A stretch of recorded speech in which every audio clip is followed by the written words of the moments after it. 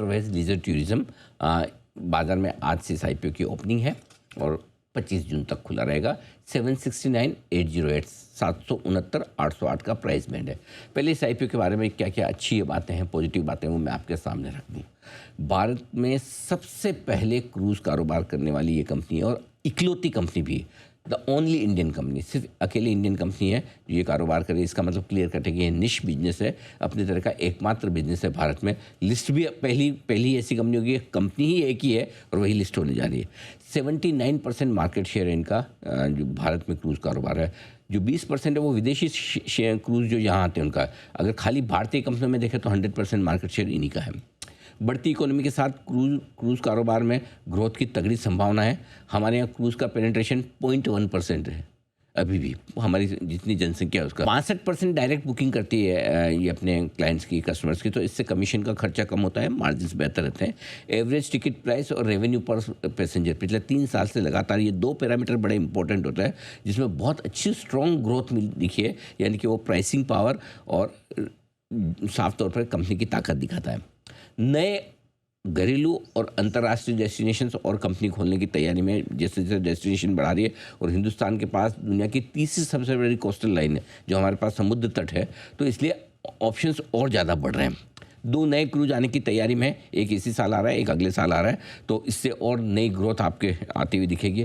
Cash rich company है, free cash flows हैं, debt free, almost debt free है, कोई कर्जा है नहीं। जितने एक्सपांशन किए इंटरनल अक्रूल से किए हैं। लगातार मुनाफा कमाने वाली कंपनी, प्रॉफिटेबल है। और क्रूज भारत मिशन जैसे बड़े प्लान्स जो सरकार ने बनाए टूरिज्म को बढ़ावा देने के लिए, उससे भी सहयोग मिलेगा। और एक और बात, मैनेजमेंट काफ़ी प्रोफेशनल है, अनुभवी है। कल हमने इंटरव्यू भी किया था युर्गेन बैलोम साहब का, वो इस फील्ड के बहुत ही पुराने जाने माने और प्रतिष्ठित प्रोफेशनल है। नेगेटिव साइड पे क्या है, फिलहाल पूरा का पूरा बिजनेस एक ही क्रूज़ पर है, इनके पास एक ही वेसल है MV एम्प्रेस, उसी पर पूरा बिजनेस चल रहा है। अब 2 जब आएंगे तब देखा जाएगा।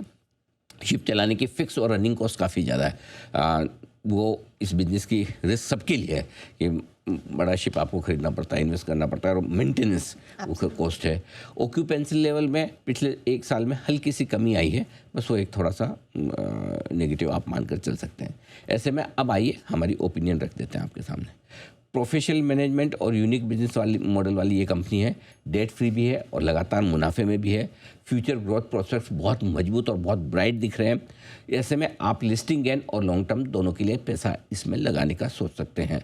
अगर आपका बहुत ही कम रिस्क लेने का इरादा है तो लो रिस्क वाले इन्वेस्टर्स हैं, वो लिस्टिंग के बाद 765 के नीचे स्टॉप लॉस रखें। लेकिन जो इन्वेस्टर्स एक अच्छी ग्रोथ के लिए इन्वेस्ट करना चाहते हैं, उन्हें 2 से 3 साल के नज़रिए के साथ, क्योंकि इस साल और अगले साल 2 और वेसल्स जो जुड़ेंगे वो अच्छी ग्रोथ देंगे। तो जो असली मज़ा है इस कंपनी का ग्रोथ का, वो 3 साल में आपको देखने को मिलेगा। और मार्केट का मूड माहौल जैसा है, इसको देखते हुए हल्का फुल्का लिस्टिंग गेन भी हो सकता है। तो दोनों ही लिस्टिंग गेन और लॉन्ग टर्म के लिहाज से आप कर सकते हैं निवेश।